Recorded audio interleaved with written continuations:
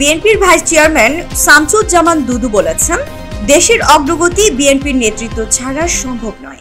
তিনি অভিযোগ করেন, বর্তমান সরকার গণতন্ত্রকে ব্যাহত করতে ষড়যন্ত্র করছে এবং নির্ধারিত সময়ের মধ্যে সুষ্ঠু নির্বাচন না হলে তা গণতন্ত্রের জন্য বড় হুমকি হয়ে দাঁড়াবে।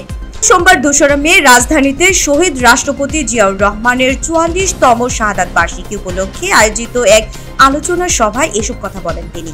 দুদু বলেন, আমরা স্বৈরশাসকের পতন ঘটিয়েছি গণতন্ত্র প্রতিষ্ঠার জন্য, অথচ এখন দেখা যাচ্ছে গণতন্ত্র কিভাবে ঠেকানো যায় সেই চেষ্টায় চলছে। আলোচনা সভায় আরো উপস্থিত ছিলেন বিএনপির চেয়ারপারসনের উপদেষ্টা সৈয়দ মুয়াজ্জেম হোসেন আলাল সহ দলের সিনিয়র নেতারা। তারা সবাই সুষ্ঠু নির্বাচন, গণতন্ত্র প্রতিষ্ঠা এবং জিয়াউর রহমানের আদর্শে অনুপ্রাণিত হয়ে আন্দোলন চালিয়ে যাওয়ার প্রত্যয় ব্যক্ত করেন।